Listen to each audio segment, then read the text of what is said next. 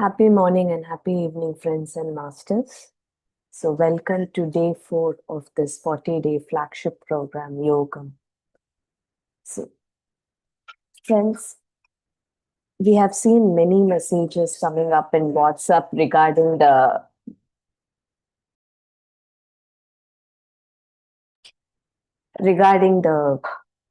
your takeaways or learning from each session, right?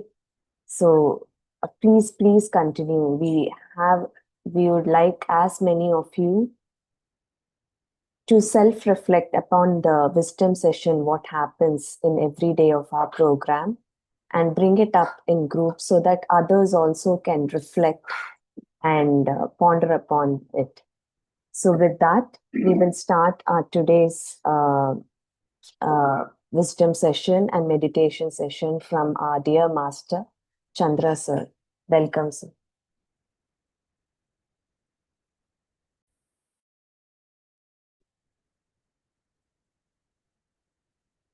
Happy morning, dear friends and masters. Good afternoon, evening.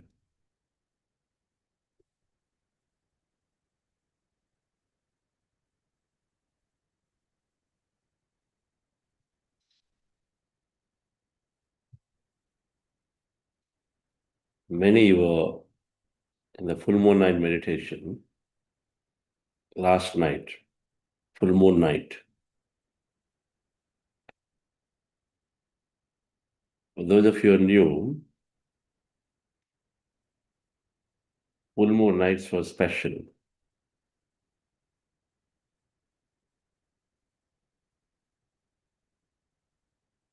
More energy, more conducive for meditation.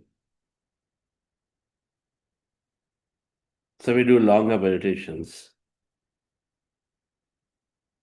You will get introduced to this in the next cycle before this program ends.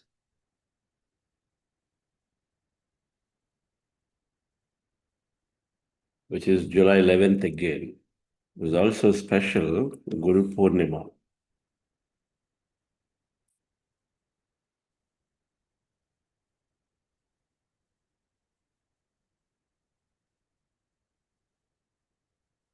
There are two key aspects to this program. Knowledge that helps us to transform, and meditation that helps to build that awareness to take the knowledge.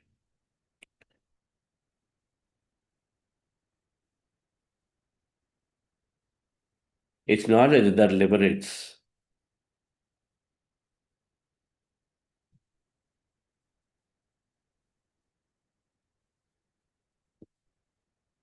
Avidya is the cause of the suffering we briefly spoke about yesterday. That means ignorance is the cause of the suffering. Lack of knowledge is the cause of the suffering. And so when I met Patrisa, when I came into PSM circles,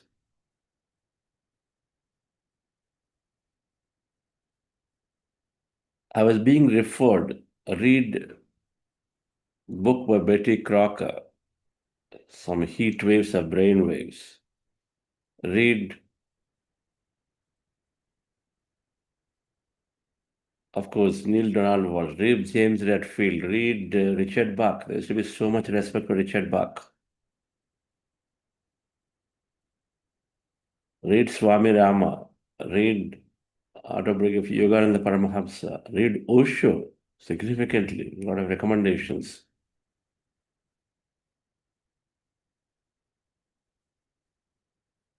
Many books are being given. Read Robert Monroe, Dolores Cannon.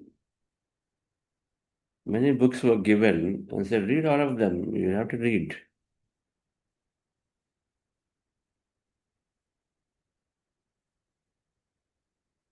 And I loved reading. So it was a perfect match. But very importantly, later I was realizing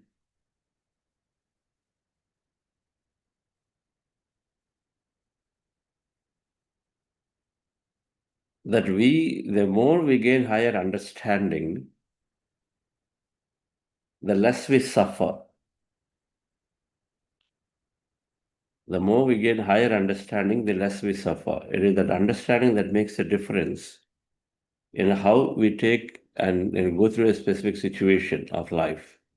What understanding do we carry about death, about friendships, about relationships, about marriage? When I read the book Conversation with God by Neil Donald Walsh, Conversation with God by Neil Donald Walsh, this book I will never forget. There are books that I'll never forget. But this book changed my life, my book of enlightenment. Conversation with God by Neil Donald Walsh. When I read it, it said all relationships are there for you to grow. All relationships are there for you to grow. The convention of you, for me, then was to, oh, relationships, so you have to do whatever it takes to maintain it. Whatever it takes to maintain it.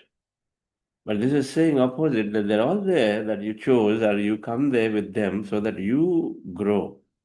You don't get stuck with them.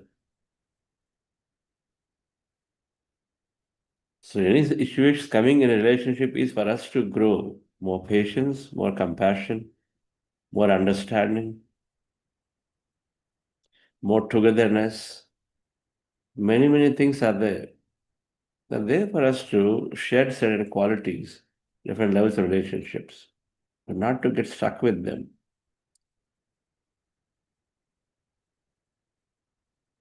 Once this book gave me answers about everything, we allow people to be what they want to be.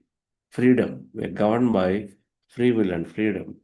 These are fundamental spiritual values. This introduces very nicely. This is not a book. Don't get deceived by the name. Conversation with God. Oh, what is all this? Where is God? All this. This is simply conversation with an inner voice, our intuition. That this master was frustrated about life, pretty much similar to many who take to meditation, but some, of course, are taking to meditation because they felt curious. But many are taking to meditation because there is some challenge potentially. But in any case, he had a big challenge and so lost his job, and then family sort of deserted him because of his ways, I guess. He was in the dire straits. So then he starts questioning. Contemplation is the key. When you start contemplating, everything comes. You start asking questions. God, why me? Why is this happening to me? And so then suddenly you start receiving answers. Something is speaking to him. And so then he wrote 4 volumes of books, but amazing, amazing collection. Books provide that increased understanding. It gave me all answers about life.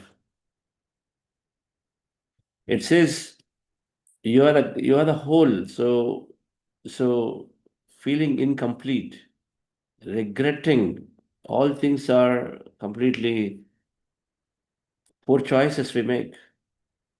We make poor choices. We make choices, and not somebody else is doing anything to us. We are always complete. Now, with quantum physics, I mean, this is a spiritual view. With quantum physics, you understand that we are the whole field because in energy we are connected, so we are one. First of all, everything out there is energy. Matter is tiny. Something observes we are here. In meditation, we forget matter, so we become energy. And in energy, we're all one, there's no separation. And so then we are complete, we are the whole. When we are whole, then we have to be complete. We never have anything missing. It is how we think about ourselves as a separate person, separate being, limited being, tiny mortal. There is somebody out there who is big, but me, I'm very tiny mortal, very limited capabilities with a very, very poor body, does not support me. This is how we think, and so we become that. And this book opens up a lot differently, which is exactly what Patricia was also talking about always. But then what I speak now about books, this book I spoke about 3 minutes. Whereas you read, this master's lifetime experience for years and years and years is distilled into the book. That wisdom is there in the book. Distilled experience of masters. They can't read the 40 years in small book. And so then they become very, very rich source of information to experience the same, to live the same in different angles. Books have to be read.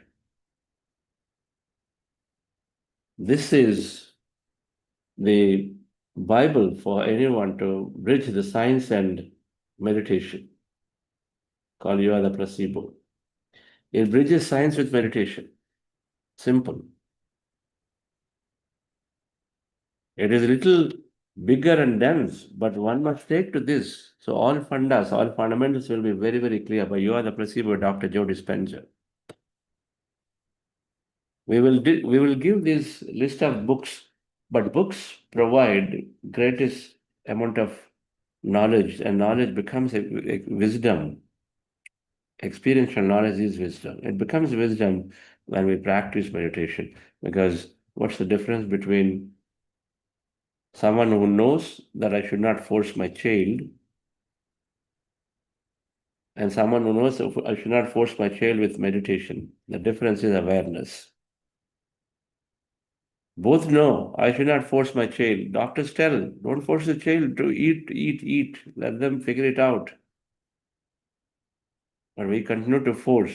Oh, it's 1:30. He or she still not had. We are driven by time. They're saying, let it be driven by feelings of the body. We know, but we can't implement because the missing link is that understanding has not sunk into our subconscious. It is there superficial, it is there in front. It has to go to the subconscious. Our subconscious programs drive. Consciously, we may know. Consciously, we may have goals set. On your New Year day, on your birthday, you set some nice resolutions. But this is conscious. Let us sit there in the high level mind, outer mind. They've not gone into the inner mind yet. But they need to go there. Meditation helps to take this into the subconscious. With repetition, with repetition, with repetition, it goes, meditation accelerates. Meditation builds awareness. When you have awareness, then it comes up. When you have awareness, then the one who knows is able to access it at that moment when it is required. The moment when you just now you thought to behave the old way and say, push my child again and shout at her, come and eat. Now you're suddenly remember this new knowledge, wait, I will not push. So meditation is helping to access this great knowledge, but then first we have to take the knowledge. We have to be ready. First of all, we have to empty the cup. Second, then recognize that knowledge leads to liberation. Adi Shankaracharya. Jnanan muktihi.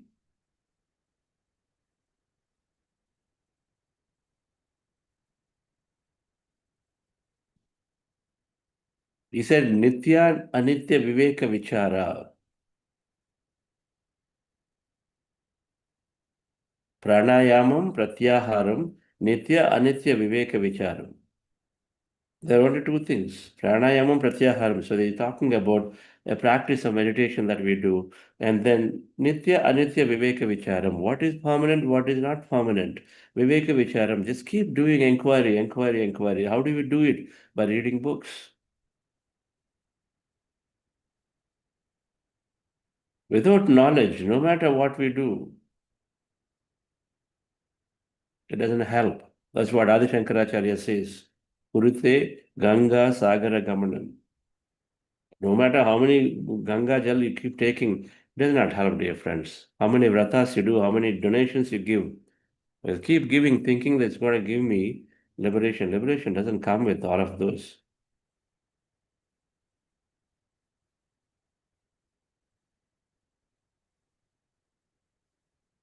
Jnana vihina sarvamathena. If you know knowledge, no matter which religion you belong to, no matter which thing you belong to, if there's no knowledge, no understanding, even after 100 lifetimes, we still be the same. That's what Adi Shankara is saying. Muktim na bhajati janma shatena. No mukti. Janma shatena, 100 life, no mukti. No mukti. Mukti means liberation. So books have to be read. Beauty is that in PS system with Patriji, Patri was so generous. He would say, read this, read that, but never, he was not even hardly recommending his books at all. He would say, read every master. He was compassionate. He was least bothered about what would happen. It's never about keeping a cult. It was about always enabling people to go and read, because he knew spirituality means that there is infinity of knowledge, infinity of path. And so then infinite ways we connect to each other. One of the reasons, why we ask people to share and then we ask everyone to listen, because who knows, your connection may be with the one that is sharing today. How many of you here, please open the chat, that you got inspired and you related your situation to somebody who's sharing, connected with them and said, this is the point I have to take. And then you continued meditation practice.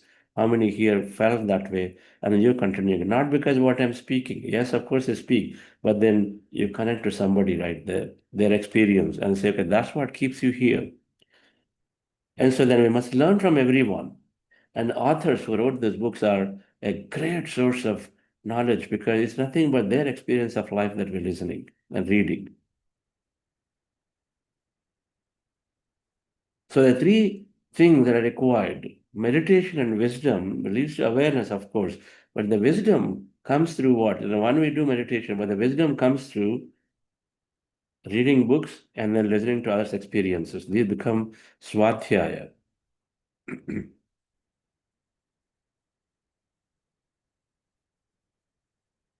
Swadhyaya means study of self. And Patanjali Maharshi reinforces the same in his Yoga Sutras, in the Ashtanga Marg and the Eightfold Path, Yama Niyama, things that we imbibe as practices. Tapaha Swadhyaya Ishvara Pranidhanena Kriya Yogaha. There are all are there. Yamas are there, niyamas and niyamas. These three specifically as one Yoga Sutra, Tapaha Swadhyaya Ishvara Pranidhanena Kriya Yogaha. Swadhyaya is there. Reduce the needs of the body, very important. Less thinking, less speaking, less seeing, less hearing, less sleeping. Everything is less, tapaha. If you want to progress on the path of spirituality, meaning what? To get liberation, meaning what? Just to simply be happy, joyful all the time. No suffering, sufficient. Then he's saying these three are very, very essential. Swadhyaya is very essential in that. Means to study of self. Swa adhyaya, study of the self. With me, and then with respect to everybody and with respect to myself. So I contemplate, I look inward. So something needs to make us look inward. That's our meditation. We close our eyes, our physical eyes are closed, Charma Chakshu is closed, and what happens? Our mind's eye opens. That's why you see a lot of times when you contemplate, we just want some decision, you want some analysis. What do we do? By default, you close your eyes. And then you are letting that ground, you're playing in the ground of mind, right? Mano Chakshu. The mind's eye is open now. Now you're looking into various data. Now in meditation, we go beyond that mind's eye. It's clear the mind's eye. Mind is getting emptied. So then something else opens. Third eye. We call it third eye. Divya Chakshu opens. Now you continue that Jnana Chakshu opens, wisdom eye. That's when we actually start getting liberated. So dear friends, so we recommend, and we're going to have a list of recommended books, and Patrizi answers an amazing book that we have, his books available on Amazon Flipkart. But all these books are there on Amazon Flipkart, by the way. And Patrizi answers. We want looking for deep spiritual, timeless spiritual wisdom I'm a grand meditation master, somebody who lived his entire life just for meditation.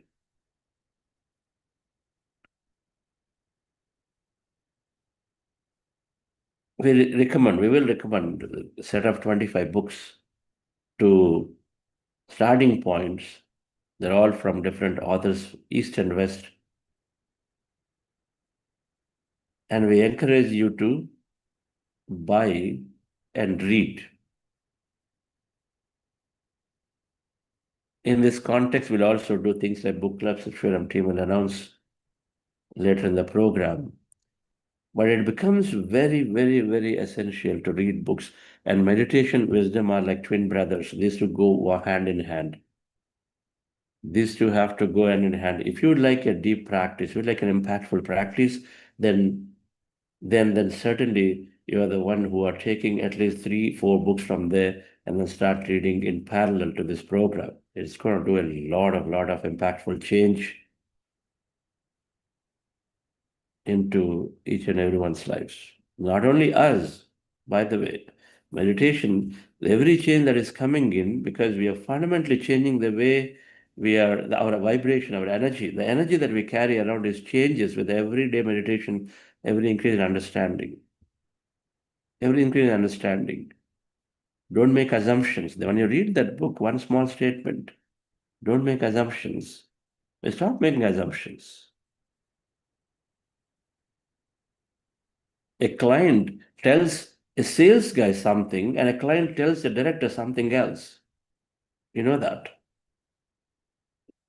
A junior person, they tell something, a senior person, something else. Now you sit and make an assumption because what you told a junior person, make a lot of stories. Oh, is that what you said? Oh, this must be last time. But all you know is trying to not entertain the junior person with a given time. And so he's just maybe telling something. Why make assumption? And so then the way we think and feel about ourselves changes, dear friends. And when that changes, our energy shifts. And so many things change. Our family changes too, because it is the most beneficiary when we meditate, when we read. The biggest beneficiary in all of this is the family, immediate people who are around us, family, the colleagues, where we spend most of the time. So let's go into meditation practice once again, dear friends. Relax yourself, sit comfortably. We're practicing breath meditation. Welcome to anyone who joined you. Our goal is to rest the mind. When you observe your breath with your eyes closed, we empty the mind. As you see in the picture, you're on the floor or in the chair, in a sofa, with the feet crossed, fingers into fingers, hands comfortably rested in your lap. Observe your normal, natural breath.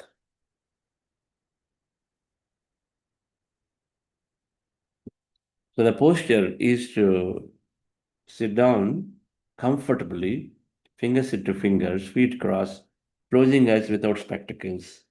And that is a posture. With take back support necessary, no problem. So take back support, be comfortable. And so those of you sitting on the floor, so go all the way to the wall, and then you can rest against the wall or a sofa, whatever, and then be comfortable.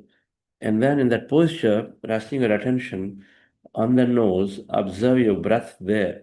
The natural breath going in and coming out. When observe your breath, your mind is slowly becoming empty.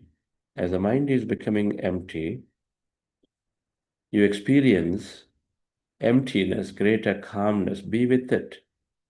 And whatever that happens during the stages, observe them, movements, energy, sensations. In case you have thought and you know you're thinking, bring your attention back to the breath and again go into the empty state by observing the breath. This is called breath meditation. This is where we're spending maximum time. Before we go in, we spend a few minutes in this process called heart elevation. Just follow my guidance for this, dear friends. Relax yourself. Few minutes of heart elevation and then breath meditation. With your eyes closed, dear friends, relax your body.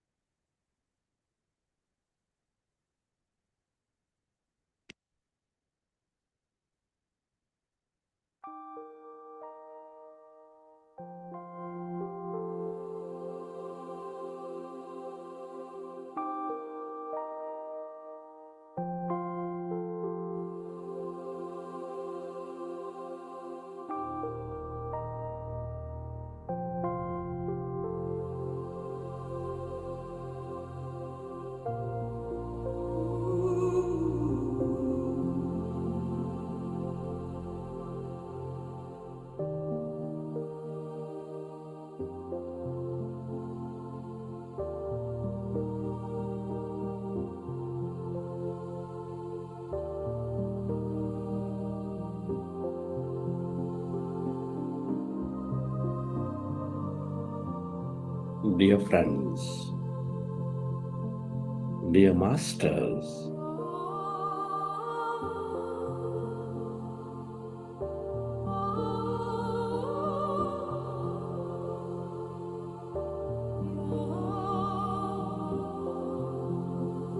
with your specs removed, eyes closed,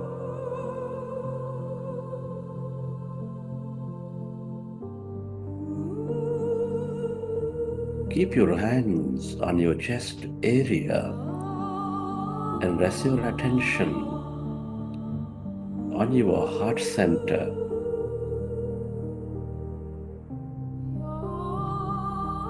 With a slow, relaxing breath, with a slow, relaxing breath, can you feel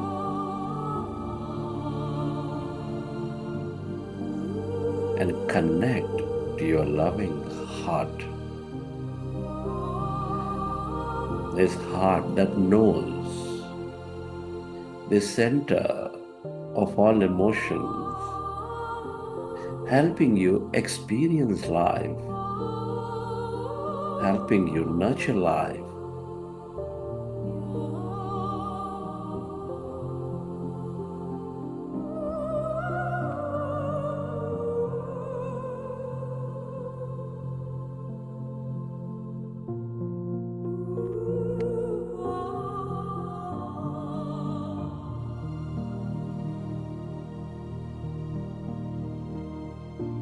Connect with your heart center with that slow, relaxing breath.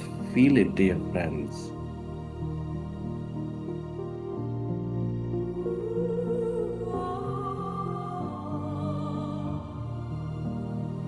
This center nurturing all life with its energies of love, of compassion, of kindness, of joy.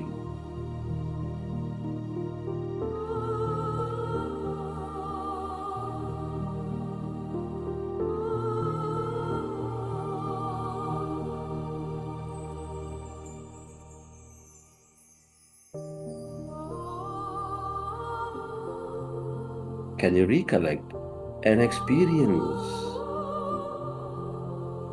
from your past where you felt enormous love, joy, gratitude, or any of the higher emotions?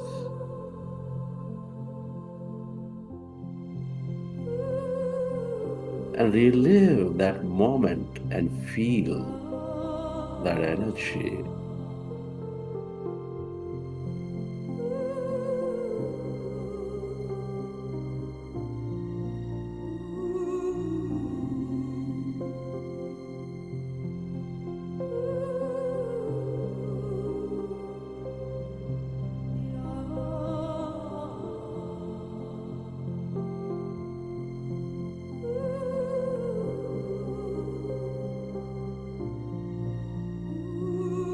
Relive that moment and feel that energy.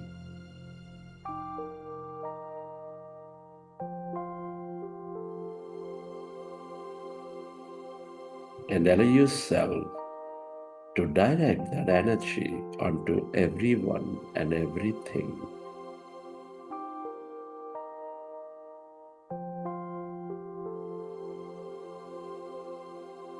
We are all deeply interconnected.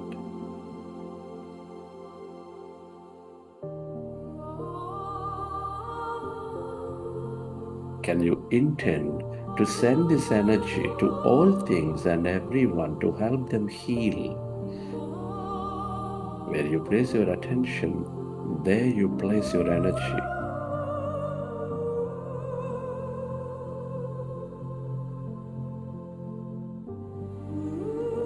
Feel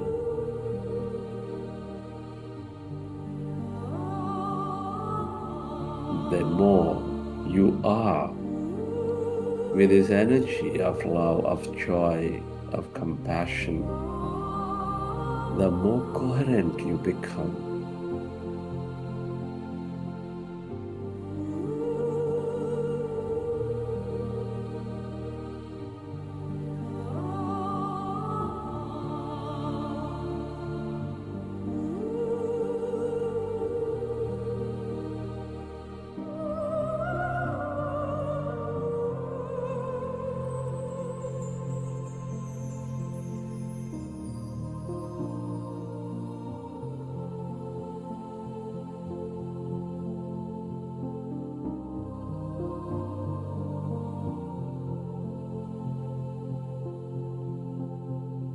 And slowly,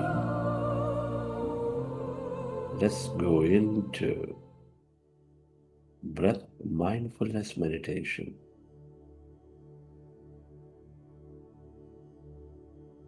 With your fingers into fingers, hands comfortably rested in your lap.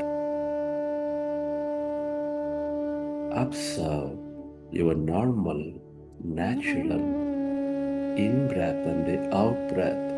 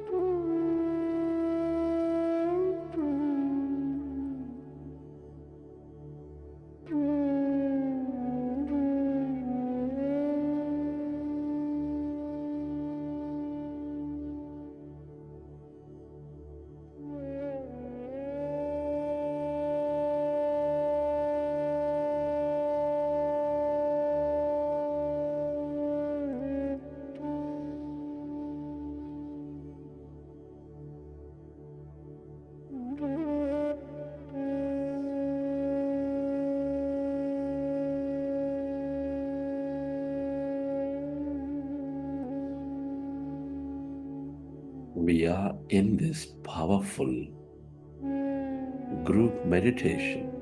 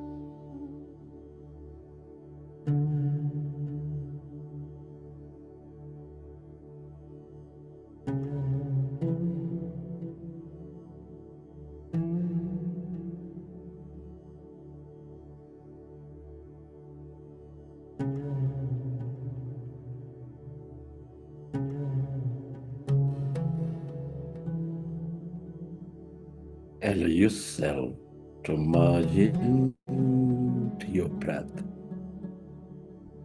and allow yourself to go into that emptiness and experience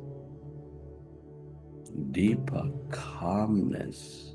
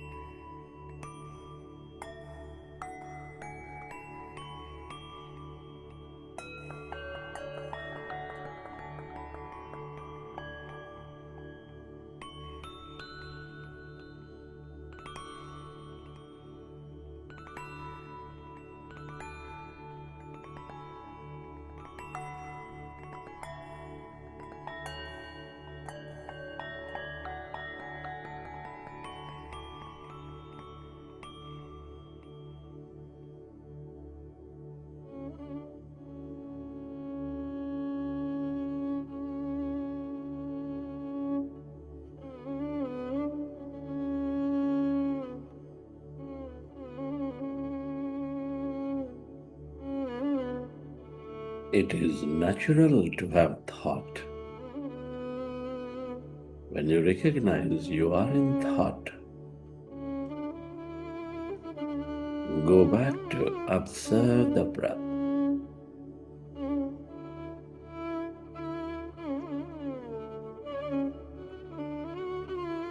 and allow yourself to slowly and slowly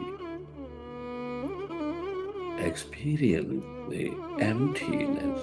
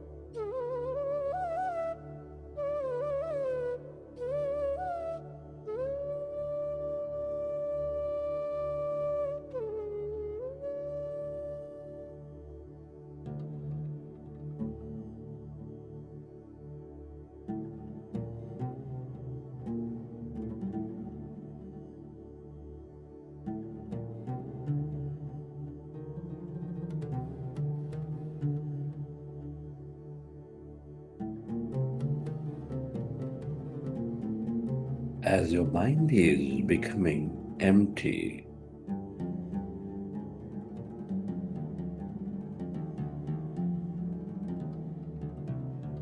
you channelize that energy into the present moment. You become mindful of life's experiences. You are satisfied in the moment.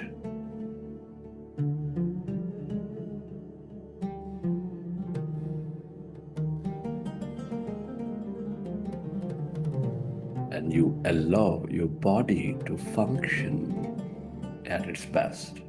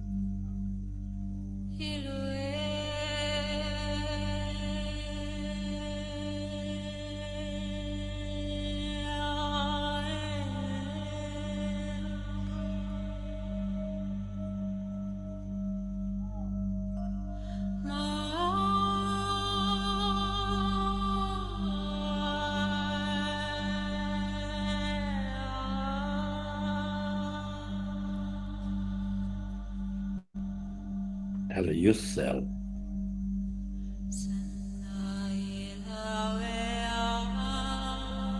to experience that calmness inside of you, emptiness all around you, as you merge into your breath.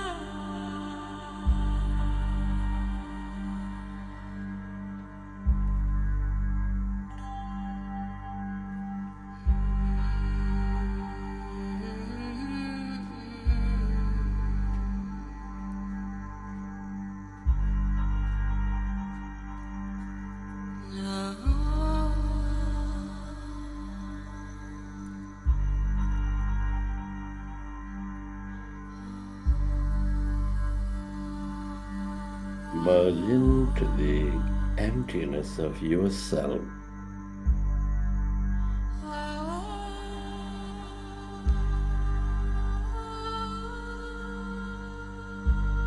The place of all connection.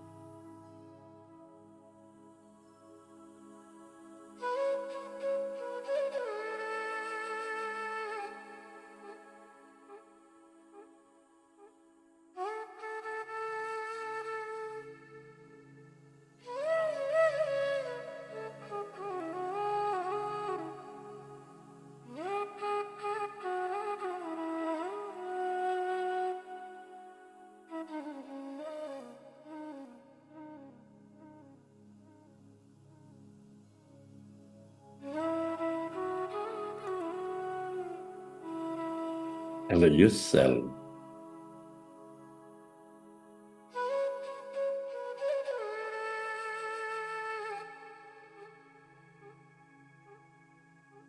to experience the emptiness of no body, of no thing.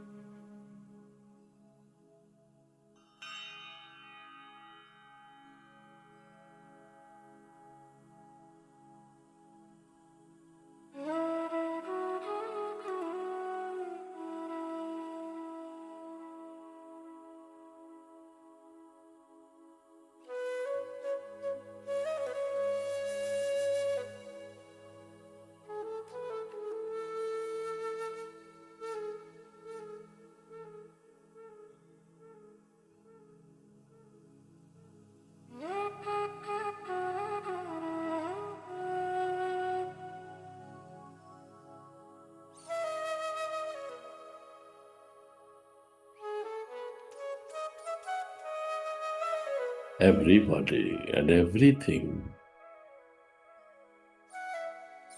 are connected in this field of energy.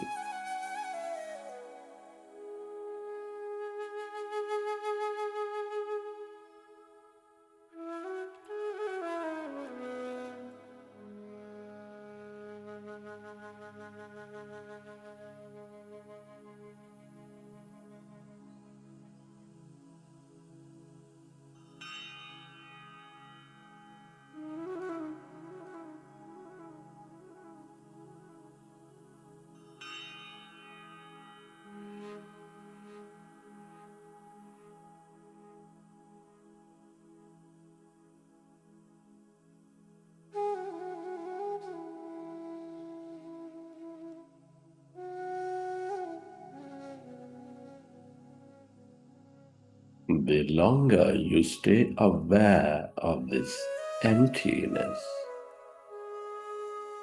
the more connected you become. The more one you feel.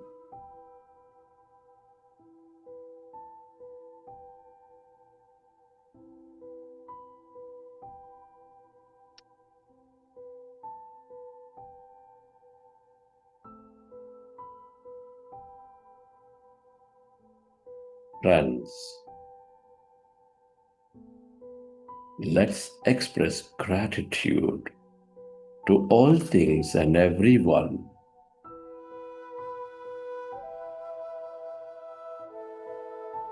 Gratitude moves us into coherence.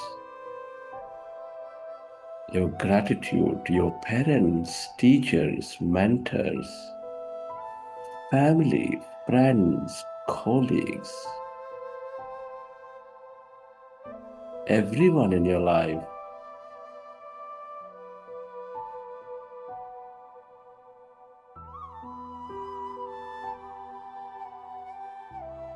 Be grateful to this grand nature, the bird, the fish, and the animals.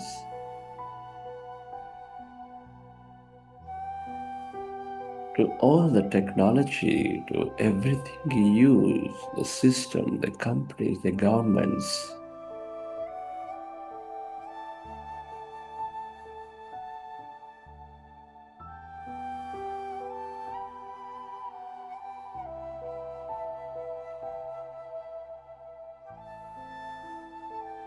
Gratitude to yourself and to this intelligent universe.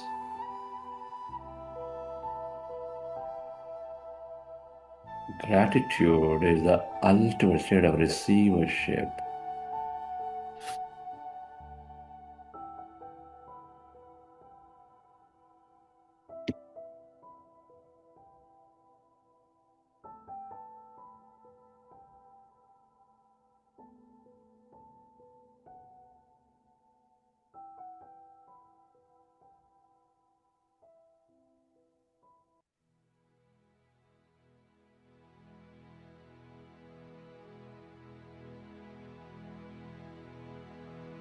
Recollect your experiences from the session.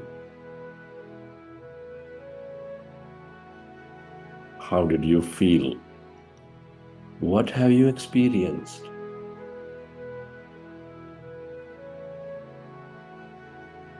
And whenever you're ready, you can keep your hands on your eyes for 5 seconds, and then you may open your eyes.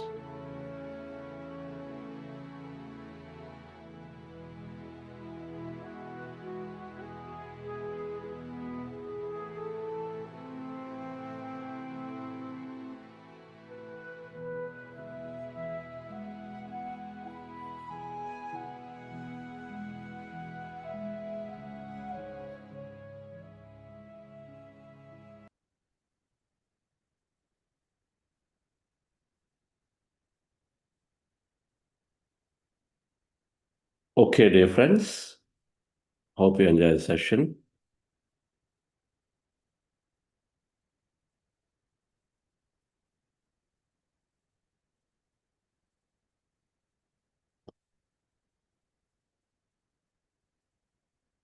We have some time today for questions, or if anyone would like to share their experience,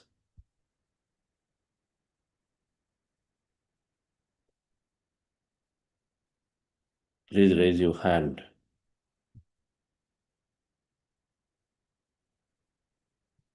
Or ask a question. Yes.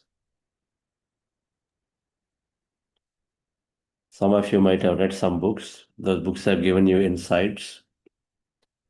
It's a great idea to share what insight you received from a given book and then how it helped you in your meditation journey. And how is your meditation experience today? This week so far? Can we take? Yes, sir. We have Jay Kaipaji.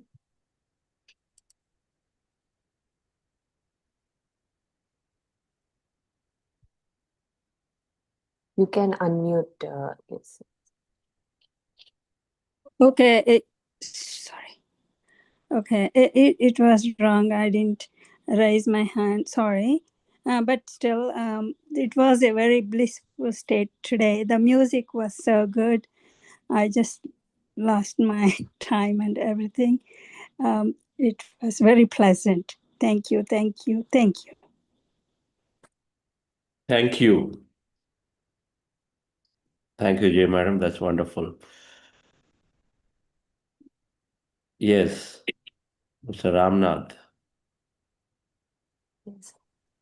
And if possible, please keep your video on.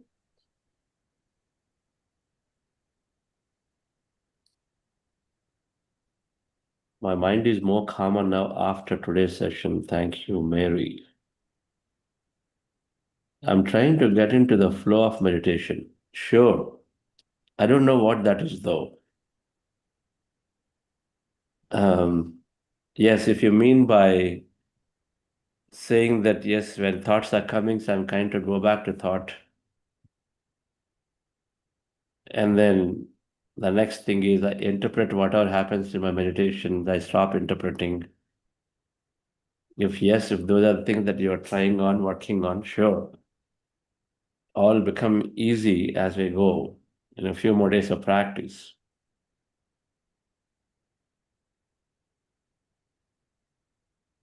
There are 3, 4 trainings we do and give to ourselves to deepen the practice. The first one is every time, of course, the technique is to start observing the breath. And you automatically go into calmer, emptier states automatically. We don't have to force ourselves to go into a thoughtless state. There's nothing like that. The more attention you put on thought, the more they flare up. So instead, we move away from thought, observe the breath, and so then we go into thoughtless state, slowly, slowly ascend thought state.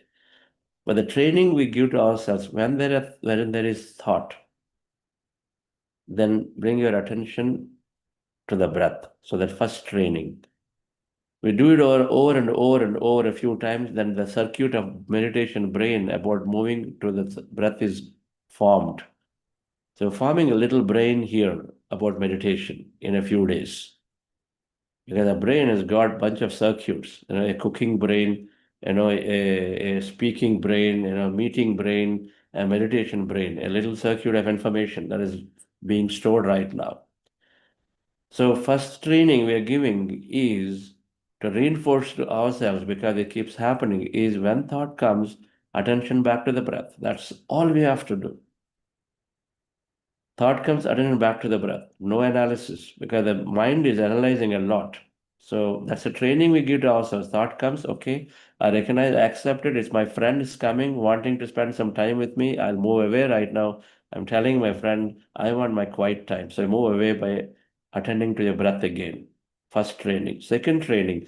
Now, when you are in this empty state, as there's no thought state or less thought state, then you are experiencing something, some sensation, some movement, some vision, some dreamlike state, some master is there in front of you, light is there, you're engulfed. Any of those happening, then we do not interpret, we don't analyze. That's second training. A normal nature is to, oh, what is this light? Okay, where is this coming from? Am I visualizing? Opening eyes again, seeing it and putting back again. So we don't analyze. Of course, the curious mind wants to analyze everything with respect to what it knows. And so the second training we give is, okay, I'm seeing something here. I simply witness it. No analysis. Oh, my heart is beating fast. How many times it's beating now? It should be less than 72. My God, it's 80. That's analysis. So we are simply sitting there, knowing that everything in meditation is safe, and we are witnessing. Sakshi Bhav. So simply be a witness to it. Whatever that is happening to you, observe it. Second training. Do not interpret.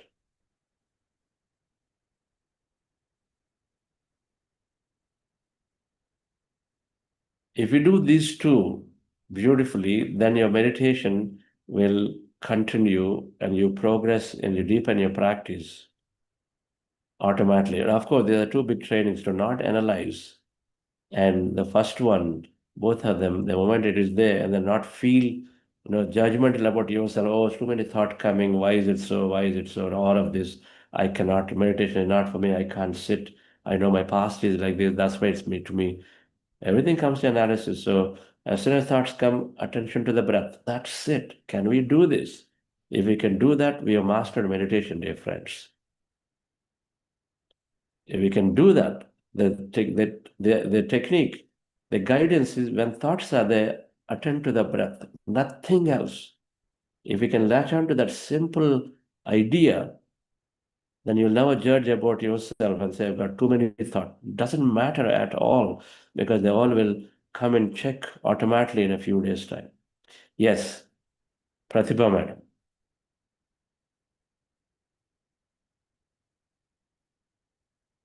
Yes, sir. Good morning. Yeah, today was a very good session, and yesterday also I did do the full moon meditation, maybe for half an hour or so under the moonlight, and yeah, it was good. The question I have was emptiness is something which I'm yet to experience. I don't know, like I am not yet experienced. I cannot comment on that. I'm trying my best and come back to breath every time. The question was, yeah, the other day I asked you, and you mentioned that I am not able to like, I don't have like due to the time limitations and all, right? I tend to sleep around 11:30 and then get up at 6. But today, luckily, somehow I woke up at 5:40, I believe, and I was fine. Like usually I'll be like drowsy and things, but today, yesterday even I slept at around close to 12. But I was able to wake up. Question I have is 4 agreements, as you mentioned earlier also in the session, that how not to take things personally. Not sure whether it will come with meditation, like how it will come, I have no idea. Like if I go on contemplating, I don't know. But if you can advise me on how to on a day-to-day basis, right? You hear something, some people tell, and I also tend to take it very personally. Even though I understand, but then it's not coming that not to take things personally, right? So any suggestion on that? I am reading the book Four Agreements, and yeah. Regular meditation, regular meditation, regular meditation. Few more days of meditation, and you will know nothing will come. Okay. You have the answer. Mm-hmm. More awareness is required. Mm-hmm. More awareness will build, because there is so much of baggage. All of that has to subside for the awareness to be there, number one, and then some of the baggage to dissolve, because both are important. See, our subconscious programs are immediately coming up. Our body's condition is reacting anyway in a certain way. That program is so deep, because whatever you do over and over, you know it. You are neuroscience, and so it is so deeply there, and then it has to be dissolved. It has to be melted away. It takes a little while, but that happens with regular meditation. All right. So you are already there, and then 40 days later we'll speak again, Prathama madam. Okay. Yes. Yeah.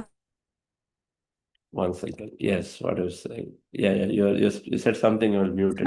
Today, like even though yesterday I slept around 12 after doing meditation for half an hour under the moon, like under the moon in the sense like outside. But today somehow I woke up at 5:40 without alarm, and I'm feeling fresh. I'm not feeling that drowsiness and then tendency that I have to sleep. I have to sleep. I have to sleep. Yeah. So yeah, I Yes. You're guess already it's seeing the some same. change, a little bit. Mm. That's the beginning of change. Mm. In few days, you will forget about sleep and meditation. These two things, sleep and your day, and how good a day or not day, all those will slow go away in a few days. Then your days become normal. When you stop worrying about not having good sleep, the Mm-hmm. days become normal.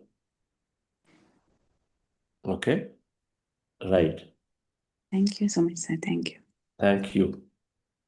Please come and meet once again, madam. Anilji. Yeah, thank you. Yeah, I hope you can hear me now. Sorry. Yeah. Well, I am from New Zealand, Wellington. So it is about 2 p.m. in the afternoon. I start at 12:30, and I've been enjoying these sessions very much. I've been into meditation for the last 2-3 months. I've explained some situations. Earlier, I never thought of getting into meditation because I was busy, job and everything. So I thought, of course, let us see how it works. And I've been reading a lot of books like Autobiography of Yogi by Paramhans Yogananda, and other books also, Ramaswamy book also I've read. So I'm more into reading, and even in the night also I keep tune on those meditation tapes if I'm not able to sleep, and they go with me. One point I haven't been able to get to the stage of emptying your mind, and the thoughts keep coming all through. But today in the session, the latter part of the session, uh, I could see some dark blue flowers and some other types of flowers around me. And then it was okay for me. So that is how I've been practicing, and I continue to practice. Hope one day I'll get there to the level of best to what I want to achieve and more of mental peace. Thank you. Okay. That's great, sir. Good to know. I think Chandra Mohan from Pyramid Valley connected us, and with us. You are wonderful. Yes, you are doing all the right things. You said you're reading books and you are curiously looking into this practice regularly. Just continue. 40 days is a whole lot of time here of giving this for yourself. It'll have huge change for sure. Thank It you. has changed Thank you, for sir. everyone. It has huge change for those who are very sincerely looking into this. Means they are, of course, attending meditation, of course, listening to every experience that is being shared here, and they are looking at wisdom notes and then picking up 1 or 2 books and reading also during this course. Okay, thank you. Thank you, sir. No questions at this time?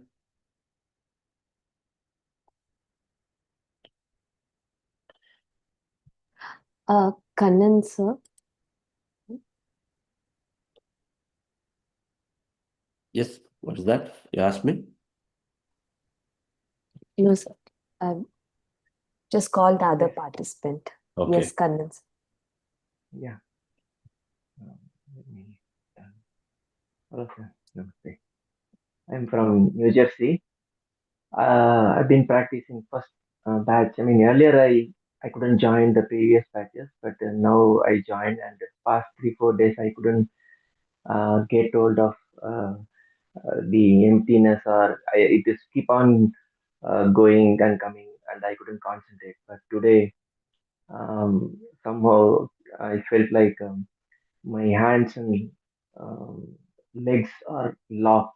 I felt like I was able to move around, but my hands and legs I couldn't move. And after when you say it is, and when you can move your hand and close your eyes, and that time only I was able to. It feel like it was heavy, and it was a great experience. Thank you very much, sir. And actually, I attended your in-person class in Robbinsville last year, and one day program I attended. From there onwards, my wife is continuously doing her practice, and now I also started doing that. So, yeah, today is a great experience. Thank you so much. That's good, sir. That's a good experience to feel. Hands getting locked, not able to unlock them. Our fingers are like iron, like they become magnetic, like they become very hard, and you touch them, they become, or they're not there. All of them are great energy experiences. The goal of meditation is to remove from the spotlight, guys. The goal of meditation is to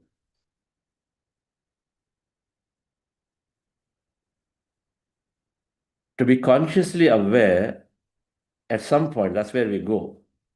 Consciously aware of everything happening to us.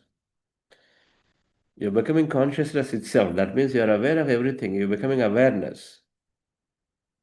And so initially, when we are transcending the body, there are a lot of times we don't know where we are, but then we are experiencing something else. But then slowly, like in sleep, you are in the dream state, in the dream reality, you have moved away from wakeful reality. In meditation, you have that meditation reality, Turiya state, but at the same time, you're consciously aware of wakeful reality also. It will happen at some point. Sometimes it happens, sometimes, but eventually that's where we go. We're aware of what's happening, yet we are not in a body.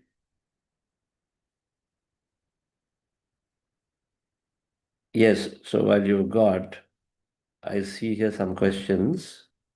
Mm, Mitra Yes, Rajar, yes, go madam. Go ahead. I'll also answer questions that are there. I felt in the very light chat. today. Go ahead, madam. No, from the chat, can we take some questions, sir? Yes. Yeah. Sunisha Ji says, is it normal to feel pressure on your eyes during meditation? Is it normal? Yes, everything that's happening in meditation is normal.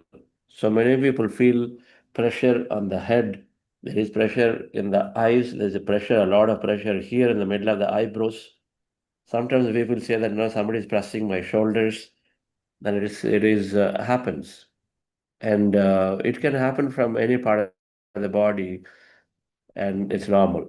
Why? There's no reason of this way, that way. Like we said, there's infinity of experience in the field, and so the infinite ways that we experience that energy, right? If there is a water vapor that is gone released into the room, how many ways you can feel it, right? How many ways you can feel it? You have to think that way. That infinity of experience. And so the water vapor released in the room could touch you from any side, and it could touch somebody else from anywhere. And it couldn't touch anybody but somewhere else from the outside. So it's like that. It's all normal. So you continue, just witness it and go forward.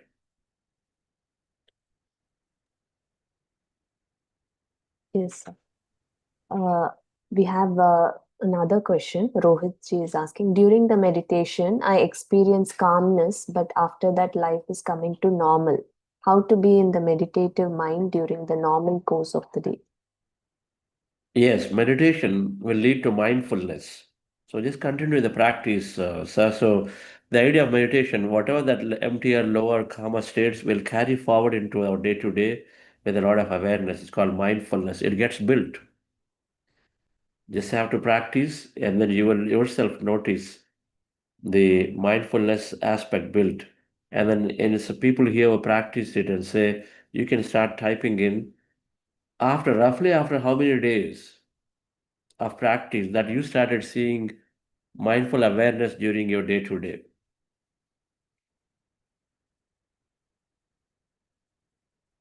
If anyone would like to share some of your thing, or maybe after 10 days, after 15 days, or from day one that I started noticing that I'm becoming more aware of myself, right? And so you can mention it. But usually, first week we are just bringing calming energy, like some of those. Second week, you're beginning to become aware, but perhaps you're becoming aware after you release your emotion, after certain things have happened. But you're still aware. Oh, why did I do that? Come on. Then, as you go into third week, you start becoming aware at least a few situations where before you about to do something, you catch yourself right there. And that's the victory. That's when you feel like, wow, this is powerful. This is powerful. Before I say something to my daughter, before I judge somebody about what they're doing, then suddenly you're catching yourself and saying, oh, wait a minute, right? So that awareness will happen automatically. Continue to practice regularly. That's all. Yes. Yes, sir. We have Sunita ji. You can unmute now, ma'am. Sir, oh, hello. Rahul here. Yes, sir. Sir, I have one question. Like in the work, sometime there is sort of the bullying is happen. Bullying means like some sort of torturing type of thing. So how to handle that? And in the past happened many times. So that type of thought comes like, or the boss is aggressive, and sometime the mental health becomes deteriorated. So how to handle this? Like because the thoughts keep coming, like because it hurts. Sometimes they talk like that way. So how to handle this type of situation? Right. So We that was call one. them subconscious programs. Our subconscious programs, anything that happened over and over is deeply recorded, right, in the subconscious. And that is always taking over our response when in a situation. And this is how we're designed. So now the subconscious programs, already you're aware. Now, the more you are here, and then I suggest you to read a book called The Power of Subconscious Mind by Joseph Murray. And that is there, one of the recommended books in our book list that we're giving today. Just read that book or read You Are the Placebo. One of these two books you read, and you understand the way the brain is working and how meditation is helping. But the simple answer is to sit through here, and then we are covering some aspects about how to deal with situations at workplace through emotional intelligence aspects, and then that we cover later in this program in the week 4. But what do you do today? First, build that awareness so that you are not responding quickly. I mean, not reacting to the situations. Instead, you are developing the awareness so that you can step back to be patient, be calm. Do you become what somebody else says that to you? Do we become that? We don't become that. We step back and say, if somebody tells me you're stupid, do I become stupid? We take it personally and so we become stupid. But the interpretation is up to us. Who is that? We are the ones who are taking it. And so the question is, should I take it? Or should I leave it as ignorance of somebody else? Out of ignorance, people do many things. Out of greed, they do many other things. But greed is, again, out of ignorance only. Out of egoistic nature, they do many things. That's out of ignorance only. Out of ignorance, people do many things, and the lack of understanding. Then I say, why should I get my button, my keys pressed by somebody else for me to be happy or not happy? I don't become that. Somebody tells me, you'll always come late. That's not true. If it's true, I will take responsibility. But if I am genuinely there, 90% or whatever, and then that 10% I'm late for whatever reason, some people make a comment and say, you're always late. People are stuck up in generalization trap. Let's not bother about them. We'll say, I'm not late. Be right to your conscience, and you are not late.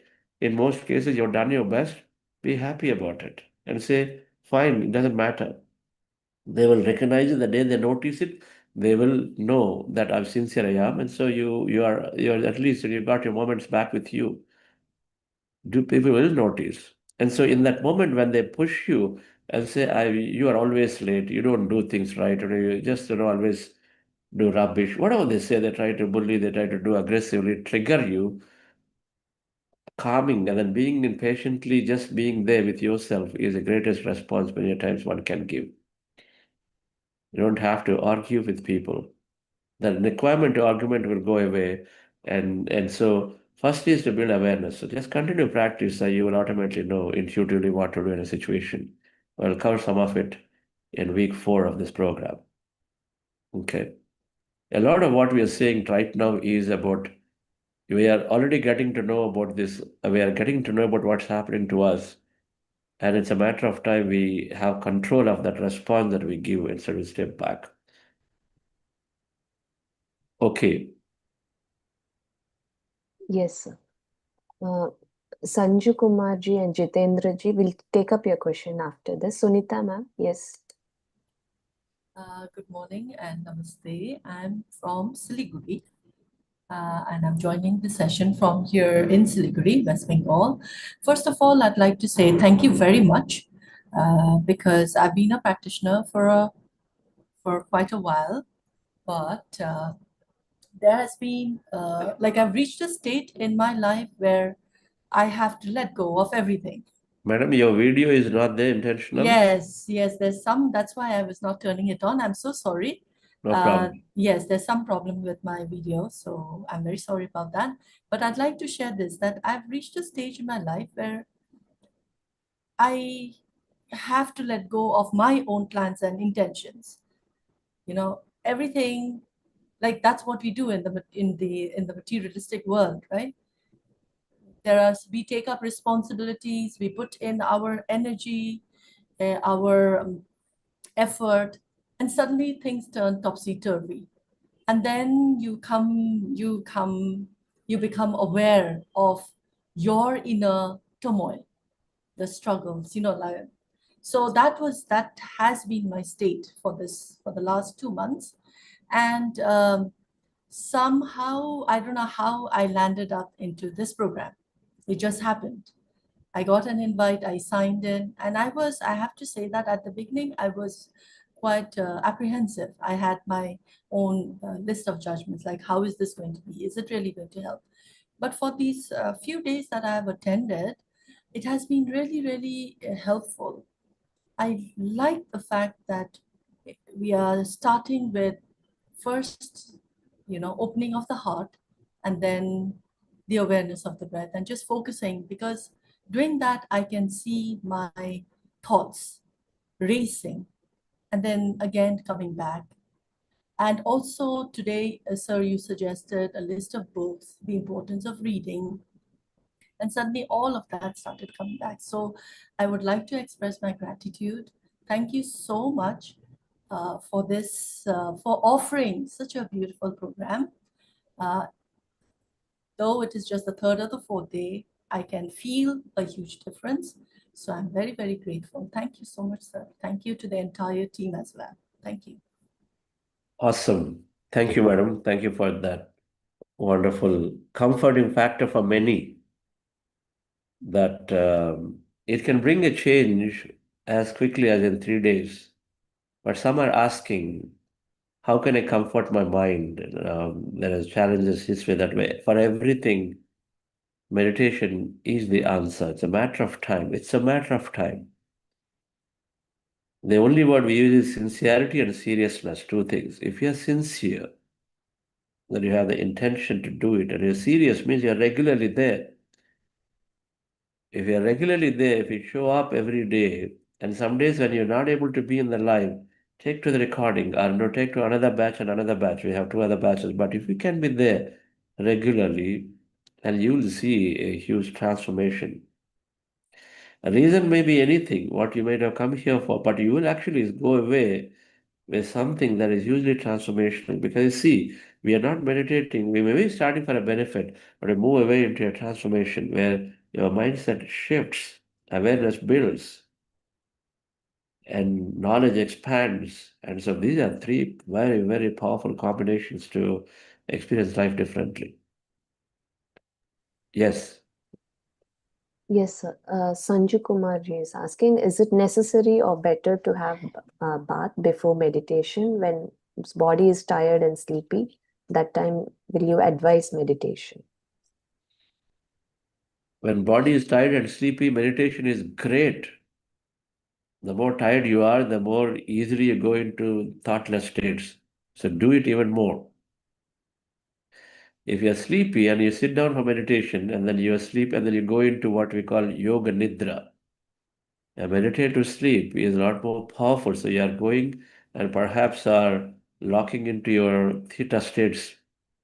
I could not get time to cover about this theta delta states and conscious subconscious mind of the neuroscience. We will do it hopefully tomorrow. Tomorrow? No, tomorrow, yes. We can do tomorrow. I guess I'm just changing the structure a little bit here and there.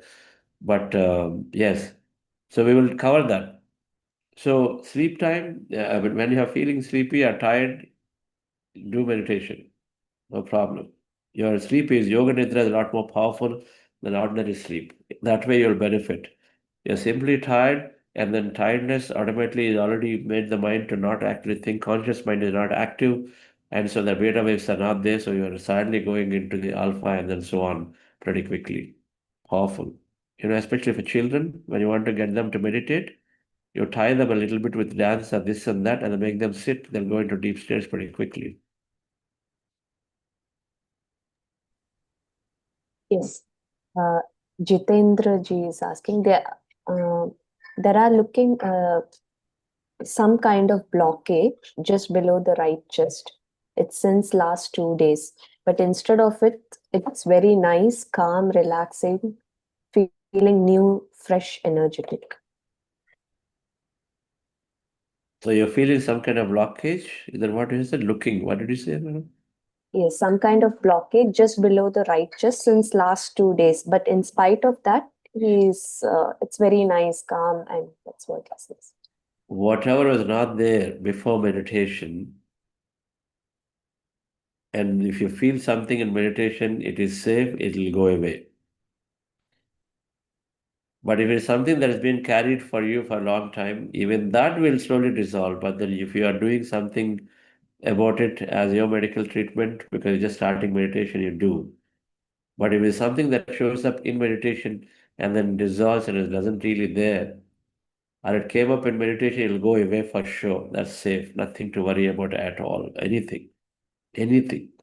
It comes in meditation and then it dissolves, no problem. Right? It'll dissolve automatically. And so go with your feeling. If a feeling is one of good feeling, then you're good. So that's how you're slowly tune into your feelings. Next one.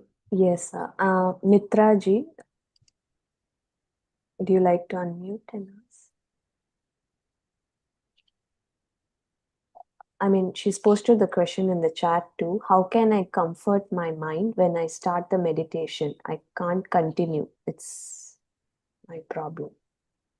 It's a very good question that many ask. I cannot continue because the thoughts are coming. The past is flaring up. When we close our eyes, suddenly now we are in the field of mind. The mind's eye is open, so we are open to a lot more thought. There are suddenly a lot more attention to the information there. Because the external senses were stopped. And so the energy has to be used somewhere. And so there, of course, there is a lot of it is there. It suddenly seems like an amplified world. Yes, it is true. But this is precisely the point. We are trying to master that very state. We are trying to master the state, that state, where the thoughts have taken over. So there is, you do this incremental practice. You're sitting down for some time. Now, first we say is, can you make a resolution to yourself that today I'm sitting for next 30 minutes without opening my eyes? As a first statement. Forget about meditation, observing the breath and is it empty or not empty. Can you sit down, make a resolution to yourself that I'm sitting with my eyes closed, no matter what mind tells me, no matter what it is speaking, that happened, this happened. Can I make a resolution simply be not open my eyes? The first thing that we can make a resolution and commitment to ourselves. If you sit down and then with your eyes closed, that itself is sufficient for us to bring a lot of things down. It'll happen over a period of time, but make that a commitment, no matter what is the frequency of thought that is happening. Then you do, okay, every time thought is there, can I just get to my breath? Every time thought is there, can I get to my breath? Again, make the commitment, no matter what happens. So how many other times, how worse a thought is, every time thought is there, can I get to my breath? Some commitment. So if you can just make some commitments here initially, and then even 10 minutes you make a commitment. So in this program, we're doing for about 40 minutes. 10 minutes, you say, I'm going to sit down. Now things are too tough. Okay, fine. Get up, walk around a little bit, come back, and then sit down again. If not 10, 5 minutes, do it.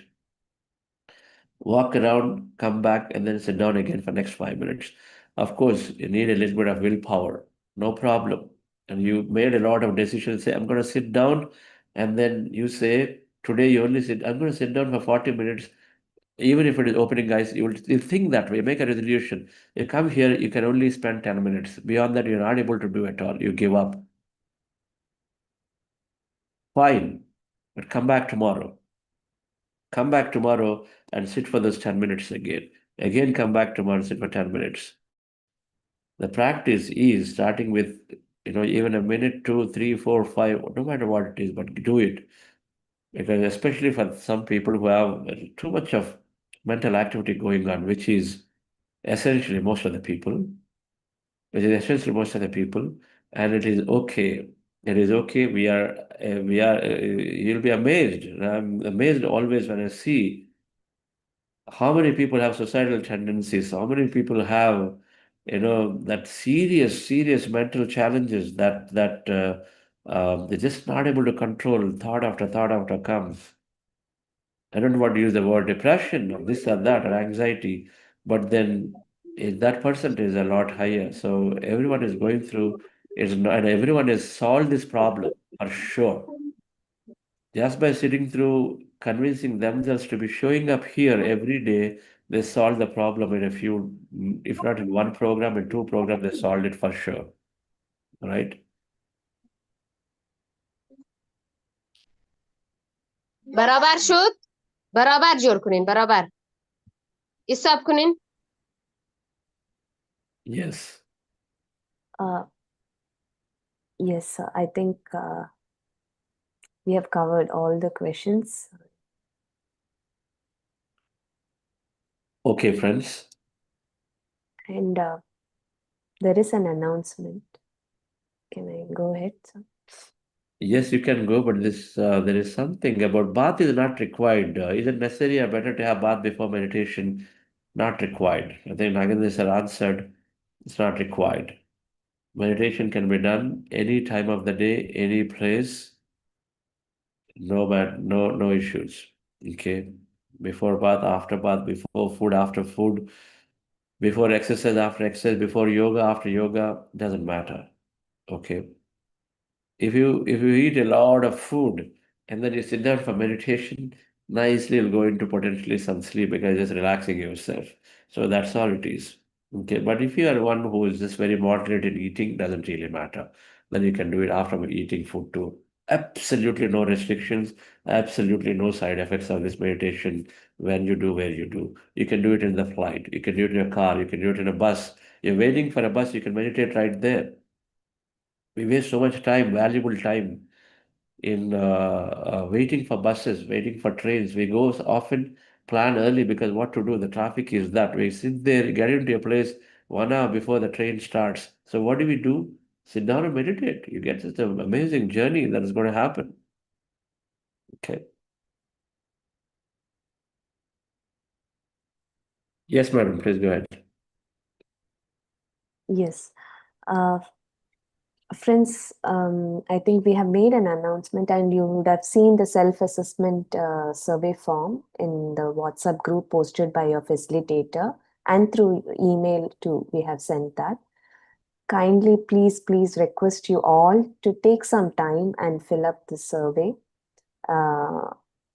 It is good for you also to self-reflect and during the start of the program and after some time we will be sending a self-assessment too, and it will help us also to understand analysis the survey and improvise whatever we can to the program. Yes, so thank you so much everyone. For those who have filled it, heartfelt gratitude to you all. Thank you. Yes sir. Thank you, Jayshree, madam. The self-assessment is made squarely for the participants. It is a way to reflect. How do we have learning? How do we know how improving? Because we're talking of a fundamental change in life. If you assess, then you will know 3 weeks later how my sleep pattern. First, we have to think that, okay, what is my current sleep pattern? And then 3 weeks later, now your sleep pattern is different. So you will at least know. So the questionnaire makes you think in different ways what is your current state. It's really for you and you and you. And if you answer it, and then 3 weeks later you get another report for yourself in your email, and then look into it, measure yourself, and feel good for it, help you to further continue the practice. Right. Of course, as you change, people will tell you. People will tell you, oh, okay, you're not that aggressive. You seem like you're very calm these days. Okay, these are good. These are good compliments. But you want to know comprehensively about, 360 degrees of what's happening to you, and that assessment is for you, right, friends? So thank you all, and we'll see you tomorrow. Thank you.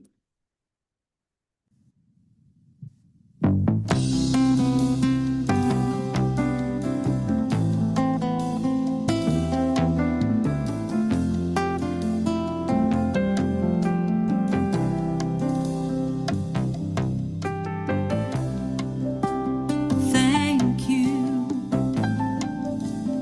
Thank you. Thank you. Thank you. Thank you. Thank you. Thank you. Thank you. I promise in this moment to keep my heart wide open. With every breath I take, I'm grateful. I promise in this moment to keep my heart wide open. With every breath I take, I'm grateful. Just still. I promise in this moment to keep my heart wide open. With every breath I take, I'm grateful. I am grateful. I am grateful. I am grateful. So thank you all. Heartfelt gratitude to you all for attending today's session. So see you all tomorrow. Thank you. Thank you, Nagendra sir. I am grateful. I am grateful. I am grateful.